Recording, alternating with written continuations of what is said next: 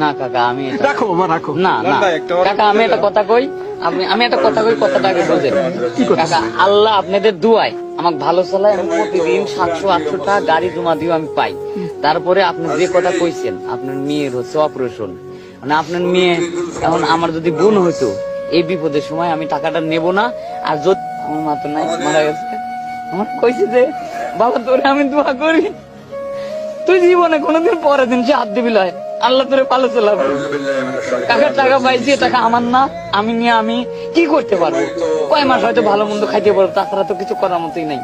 আমি কাকার কাছে একটা দিন চাই, আমার দোয়া করুক, আমি যদি ভালো হলে চলে পারি, আল্লাহ দিন আমার অত কিছু দেয় না, গরিব মানুষ সওয়াল, আমি যদি সংসারটা ভালো করে চালাতে পারি, এটুকু। টাকার আমার লোভ নাই বাবা, আমার একটা কথা রাখতে হবে। কাকা বলো তুমি রাখবে কিনা? বলেন কাকা। আমার মনে চাচ্ছে কি জানো, এইটা আমার বাড়ি, এটা আমার বাড়ি।